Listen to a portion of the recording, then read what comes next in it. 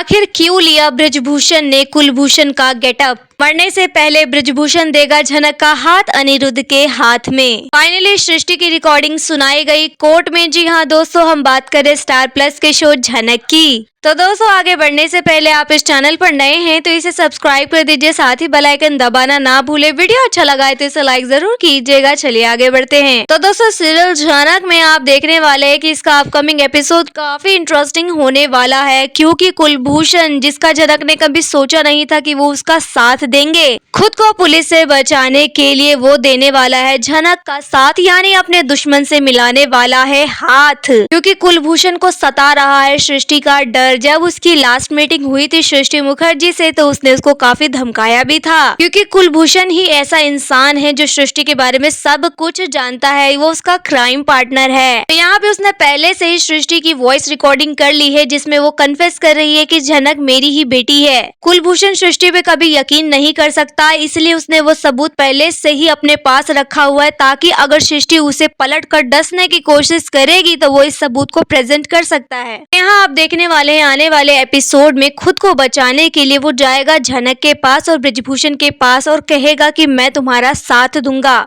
मेरे पास है सृष्टि की रिकॉर्डिंग, तुम इस रिकॉर्डिंग को कोर्ट में पेश कर देना। दोस्तों, ऐसा ही कुछ यहाँ होने वाला है और इस रिकॉर्डिंग को कोर्ट में पेश भी कर दिया जाएगा। तो बस कोर्ट में जब यह रिकॉर्डिंग सुनाई जाएगी तो वहाँ दूध का दूध पानी का पानी हो जाएगा। यहाँ सृष्टि मुखर्जी केस हार जाने वाली है। फाइनली झनक ये केस जीत जाएगी। लेकिन साथ ही आप देखेंगे कि झनक के चेहरे पर अपने पिता के लिए बहुत ज्यादा टेंशन होने लग जाती है, क्योंकि उसके पिता के ऊपर मौत का साया मंडरा रहा है। सृष्टि मुखर्जी उसे छोड़ेगी नहीं, उसे जान से मारने के लिए पहले ही प्लानिंग कर चुकी है। साथ ही आप देखने वाले हैं जब अनिरुद्ध झनक के घर जाएगा उससे मिलने के लिए केस के सिलसिले में, तो यहाँ पे ब्रजभूषण, जो कि कुलभूषण के गेटअप में है, वो अनिरुद्ध से कहेगा कि तुम झनक का हाथ पकड़ लो। मतलब मैं चाहता हूँ मरने से पहले तुम दोनों एक हो जाओ, तुम दोनों साथ में रहो। बेटा, मेरा तो कुछ पता नहीं है, मैं आज हूँ कल नहीं हूँ, क्योंकि मेरे ऊपर मौत का साया मंडरा रहा है। सृष्टि मुझे छोड़ेगी नहीं, आज नहीं तो कल मैं मर सकता हूँ, लेकिन मैं अपनी बेटी की जिंदगी खुशहाली चाहता हूँ। वो तुमसे प्यार करती है, तुम उससे प्यार करते हो, तो तुम उसका हाथ पकड़ लो और मुझसे यह भी वादा करो कि मेरे जाने के बाद तुम मेरी बेटी का ख्याल रखोगे। लेकिन आप यहाँ देखने वाली ये सारी बातें झनक सुन लेती है और उसे बहुत गुस्सा आता है अपने पिताजी के ऊपर। वो कहती है, आप ये क्यों रिक्वेस्ट कर रहे हैं अनिरुद्ध से? मुझे इनसे कोई लेना देना नहीं है। मैंने आपको पहले भी बताया है, इनकी शादीशुदा जिंदगी है, इनकी वाइफ है, वो अपनी वाइफ के साथ रहेंगे, मेरे साथ क्यों रहेंगे? ऐसे भी इनके आसपास जो लोग हैं ना, वो हम दोनों को साथ में देखना नहीं चाहते हैं। तो मुझे वापस से उस जिंदगी में नहीं जाना, मैं अकेले ही ठीक हूँ। और आप मरने की बात क्यों कर रहे हैं? आप बार बार मरने की बात करते हैं, मुझे अच्छा नहीं लगता। आप दोबारा ऐसी बातें नहीं करेंगे। और रही बात मेरी, तो मैं इतनी सक्षम हूँ कि किसी को भी जवाब दे सकती हूँ। अब अगर कोई मेरी बेइज्जती करेगा, मेरी धज्जियां उड़ाएगा, तो मैं भी उसके साथ वैसा ही करूंगी। अब मैं वो पुरानी वाली झनक नहीं हूँ। लेकिन यहाँ अनिरुद्ध जानता है कि झनक ये सब इसलिए कह रही है क्योंकि वो अनिरुद्ध से दूर रहना चाहती है। लेकिन अनिरुद्ध वादा कर देता है उसके पिता से कि आप टेंशन मत लो, मैं झनक के साथ हमेशा रहूंगा, चाहे वो मेरे साथ रहना चाहे या ना रहना चाहे, मुझसे बात करे ना करे, लेकिन मैं झनक का साथ कभी नहीं छोड़ूंगा। जब अनिरुद्ध ब्रजभूषण से ये वादा करता है, ब्रजभूषण जानता था कि अनिरुद्ध ऐसा वादा करेगा क्योंकि वो करता है झनक से बेइंतहा मोहब्बत। बस उसके मन में यही टेंशन है कि इन दोनों की शादी करवा दी जाए, क्योंकि अगर इनकी शादी हो जाती है तो ऑफिशियली ये लोग हस्बैंड वाइफ होंगे। कानून की नजर में ये लोग पति पत्नी होंगे, फिर कोई इन्हें अलग नहीं कर पाएगा। यहाँ पे मरने से पहले ब्रजभूषण अपनी ये ख्वाहिश पूरी करना चाहता है, लेकिन उसकी बेटी उसका साथ नहीं दे रही है। उसकी बेटी के मन में तो नफरत भरी हुई है, वो अब नफरत की आग में जल रही है। तो यहाँ पे ब्रजभूषण के लिए बड़ा ही चैलेंज है कि झनक को कन्विंस करना। वो कैसे कन्विंस करते हैं ये तो आने वाले एपिसोड से ही पता चलेगा। लेकिन दोस्तों, यहाँ लगता है कि ब्रजभूषण की ये ख्वाहिश शायद पूरी ना हो पाए। पर हम आपको बता दें, ये ख्वाहिश सिर्फ ब्रजभूषण की ही नहीं, सभी दर्शक की है। जो झनक के फैंस है वो भी यही चाहते हैं कि झनक अनिरुद्ध एक हो जाए, उनकी शादी हो जाए, उनकी लव स्टोरी को दिखाया जाए। पर राइटर को ये मंजूर नहीं है, वो उन दोनों को अलग ही रखना चाहते हैं, क्योंकि आप देखने वाले हैं बहुत जल्द यहाँ पे आने वाला है प्रेगनेंसी ट्रैक, जहाँ पे अनिरुद्ध से झनक और भी दूर हो जाएगी, क्योंकि वहाँ तो अनिरुद्ध ने अपनी फैमिली प्लानिंग कर ली है। तो झनक अब इस फैमिली में बिल्कुल भी एंटर नहीं करना चाहेगी, क्योंकि अनिरुद्ध बन जाने वाला है एक बच्चे का पिता। तो एक पिता को उसके बच्चे से बिल्कुल भी नहीं अलग करना चाहेगी, इसलिए वो और ज्यादा दूर चली जाएगी। लेकिन फिलहाल बात करें इस केस की, तो ये केस जो है झनक के ही पक्ष में सुनाया जाएगा, यानी झनक जीत जाने वाली है यह केस। सबसे बड़ी ताज्जुब की बात ये होगी कि कुलभूषण जो कि झनक से बहुत नफरत करता था, वही देने वाला है झनक का साथ।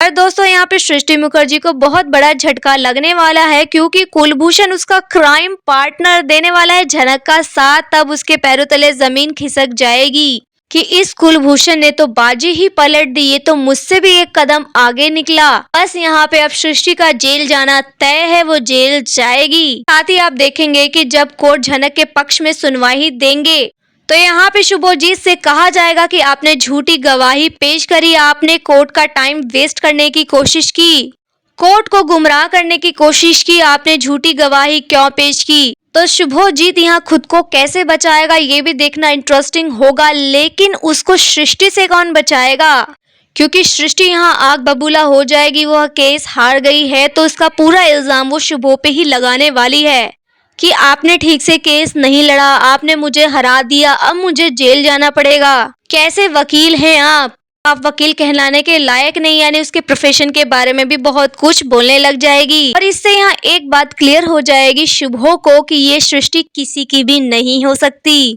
मैंने इसका इतना साथ दिया, इसने मुझे पूरी सच्चाई बताई भी नहीं थी, तब भी मैंने इसको आश्वासन दिया था कि मैं यह केस जिता के रहूंगा।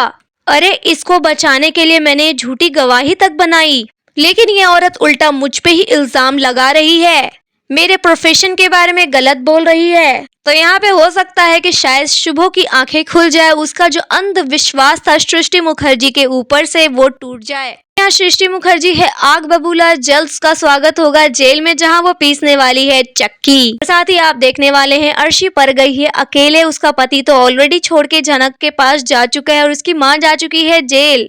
तो इधर वो गुस्से में जाएगी अनिरुद्ध के पास, उसे भी समझाएगी बुझाएगी कि ये तुमने ठीक नहीं किया, तुम्हें झनक का साथ नहीं देना चाहिए था, तुम्हें अपनी बीवी का साथ देना चाहिए था, लेकिन मैं तुम्हें एक चांस दे रही हूँ, तुम मेरे पास वापस लौट के आ जाओ, हम लोग फिर से नई जिंदगी की शुरुआत करेंगे। अब जो हुआ वो सब भूल जाओ। तुम लोगों को लगता है कि मेरी माँ ने गलत किया, मेरी मॉम ने गलत किया, तो उन्हें अब सजा मिल चुकी है, अब आप लोगों को राहत मिल गई होगी, लेकिन तुम हमारी जिंदगी नहीं खराब कर सकते हो अनी। हम दोनों हस्बैंड वाइफ है, झनक के चक्कर में हम अपनी जिंदगी क्यों खराब कर रहे हैं, हम लोग वापस से एक नई जिंदगी की शुरुआत करेंगे, तुम वापस आ जाओ। यहाँ पे अनिरुद्ध इस कश्मकश में फंसने वाला है, क्योंकि उधर उसने वादा कर दिया है बृजभूषण को कि वो झनक का साथ कभी नहीं छोड़ेगा, और अर्शी उधर उसका साथ मांग रही है। तो किधर जा रहा है अनिरुद्ध, किधर जाएगा? आपको क्या लगता है कि अनिरुद्ध किसका हाथ पकड़ेगा, किसका देगा साथ? जिसका भी साथ देगा आने वाले एपिसोड से तो क्लियर हो ही जाना है। फिलहाल यहाँ पे झनक खुशियां मना रही होगी क्योंकि वो केस जीत चुकी है, लेकिन फाइनली ये खुशी उसके गम में भी बदलने वाली है। बहुत जल्द उसके पिता की मौत की खबर उसके कानों तक लगेगी, क्योंकि सृष्टि मुखर्जी जेल चली गई तो क्या हुआ, उसके हाथ बहुत लंबे हैं, बहुत लोग हैं बाहर जो उसके इशारों पर काम करते हैं, बस उन्हीं लोगों के मदद से वो मरवाने वाली है बृजभूषण को और पहुंचाने वाली है उसे परलोक। और यहाँ फिर से पड़ जाएगी झनक अकेली, झनक यहाँ अकेले पड़ जाएगी, दोबारा से उसकी जिंदगी में दुखों का पहाड़ टूटेगा। दोस्तों इस सीरियल में ज्यादा टाइम तक झनक के नसीब में खुशियाँ क्यों नहीं है? जब भी कुछ अच्छे मोमेंट उसकी जिंदगी में आते हैं, खुशियां उसकी जिंदगी में आती है, वो एकदम से गायब क्यों हो जाती है? झनक की मां मर जाने के कारण ही तो अनिरुद्ध उसे अपने पास लाया था, और अपने पास लाया तो झनक की जिंदगी पूरी नौकरानी मेड बनकर रह गई थी। लेकिन जब उसके पिता मिले तो उसने जीना सीखा, उसके अंदर कॉन्फिडेंस आया, उसने स्टैंड लेना सीखा। लेकिन अब उसके पिता भी उसकी जिंदगी में नहीं रहने वाले हैं, तो झनक यहाँ एक बार फिर से टूटने वाली है। अब उसकी जिंदगी किस और मोड़ लेगी ये देखना भी दिलचस्प होगा। लेकिन फिलहाल कुलभूषण देने वाला है झनक का साथ और शुभो हारने वाला है यह केस। यह सुनकर आपको कैसा लगा आप हमें कमेंट में बताइए, और साथ ही वीडियो अच्छा लगा है तो इसे लाइक कीजिए, सब्सक्राइब कीजिए फॉर मोर अपडेट्स। धन्यवाद।